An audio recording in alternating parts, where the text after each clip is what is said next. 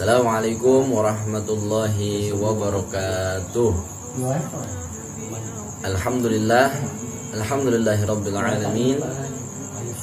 Alhamdulillahilladzi arsala rasulahu bil huda wa dinil haqq liyudhhirahu 'ala ad-din kullihi walau karihal musyrikun. Amma ba'du, para sahabat channel YouTube Majelis Rodotul Istighfar yang insyaallah dimuliakan Allah. Alhamdulillah kita bertemu kembali pada kesempatan kali ini. Pada video kali ini saya akan menceritakan sedikit daripada riwayat tentang kelahiran baginda Nabi Muhammad SAW yang tertera dalam kitab ini. Baiklah, beliau Sallallahu Alaihi Wasallam dilahirkan pada tanggal 12 Rabiul Awal tahun gajah.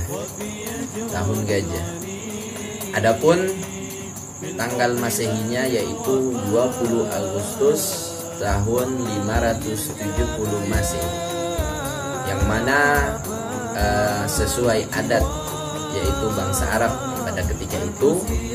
Kenapa dinamakan Amul Fil, yaitu tahun gajah? Karena 40 hari sebelum kelahiran baginda Nabi Muhammad SAW, sebagaimana dikisahkan, diceritakan di dalam kitab-kitab sirah yang masyhur, dan Allah pun mengabadikan kejadian ini yaitu di dalam Al-Quran surah Al-Fil, di mana ketika itu ada yaitu Raja Anushirwan dari Yaman, raja yang akan hendak menghancurkan Ka'bah dengan tentara bergajah. Maka sesuai adat daripada bangsa Arab ketika itu, ketika ada satu kejadian besar yang terjadi di tahun itu, maka dinamailah tahun itu dengan kejadian besar tersebut. Maka kelahiran baginda Nabi Muhammad itu bertepatan dengan tanggal 12 Rabiul Awal tahun gajah, yaitu pada hari Senin di waktu sebelum subuh. Ini pendapat menurut riwayat yang masyhur, menurut riwayat yang masyhur. Ada juga yang berpendapat Nabi Muhammad SAW dilahirkan pada tanggal 9 Rabiul Awal. Nah, ini memang banyak perbedaan pendapat antara ulama. Namun pendapat yang paling masyhur yaitu pada tanggal 12 Rabiul Awal. Nah, adapun harinya yaitu hari Senin, dan semua ulama ahli sirah yaitu bersepakat akan tanggal kelahiran Nabi Muhammad pada hari kelahiran Nabi Muhammad yaitu hari Senin. Karena ini juga pernah ditanya oleh salah seorang sahabat, yaitu wahai Rasul, mengapa engkau berpuasa pada hari Senin? Yaitu kata Nabi Shallallahu Alaihi Wasallam, itu adalah hari di mana hari aku dilahirkan, kata Nabi Muhammad Shallallahu Alaihi Wasallam. Dan adapun kejadian yang luar biasa yaitu ketika kelahiran baginda Nabi Muhammad Shallallahu Alaihi Wasallam adalah di mana api yang disembah oleh bangsa penyembah api itu padam yang selama ribuan tahun api itu tidak pernah padam. Dan adapun setelah kelahiran Nabi Muhammad SAW yang mana disaksikan oleh Thuwaibah al-Aslamiyah, yaitu seorang budak perempuan yang dimiliki oleh Abu Lahab, paman Nabi SAW. Beliau memberitahu kepada Abu Lahab bahwasanya keponakannya telah lahir seorang laki-laki dan diberi nama Muhammad. Lalu karena kegembiraannya Abu Lahab, maka dibebaskanlah Thuwaibah daripada budaknya Abu Lahab. Lalu siapa yang pertama kali memuji Nabi Muhammad SAW dari golongan manusia? Ini jarang diungkap oleh para sejarah bahwasanya orang yang pertama kali memuji Nabi Muhammad adalah kakeknya, yaitu Abdul Muttalib. Mengapa? Karena setelah beliau dilahirkan, beliau lahir dalam keadaan bersujud ya, dan sudah dikhitan ya, lahir dalam keadaan bersujud dan telah dikhitan ya.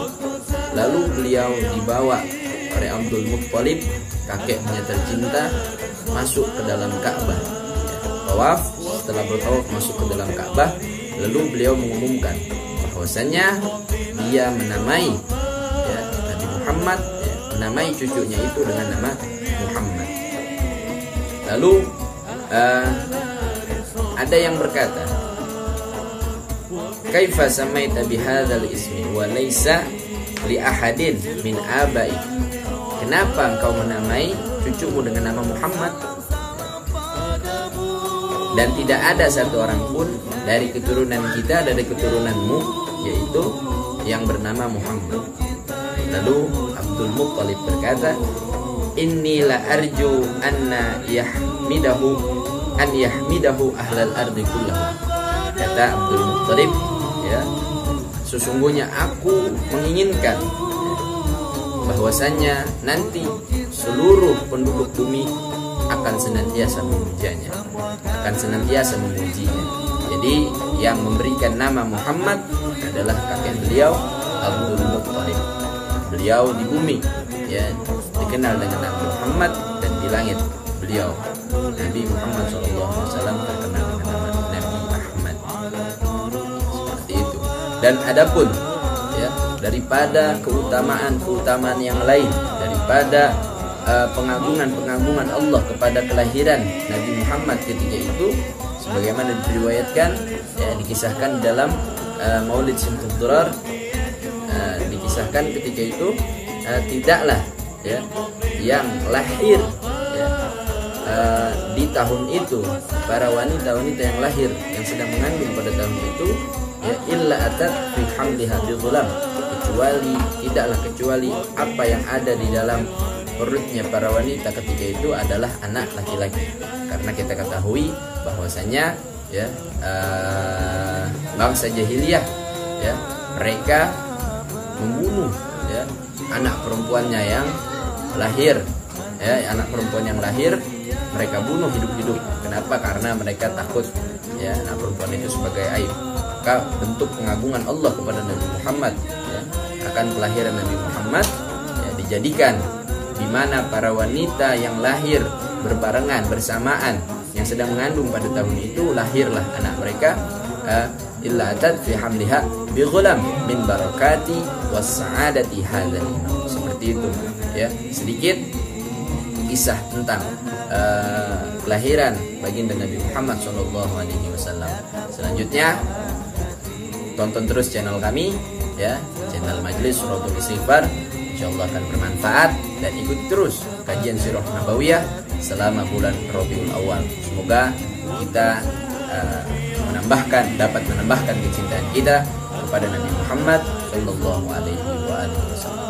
Sekian, assalamualaikum warahmatullahi wabarakatuh.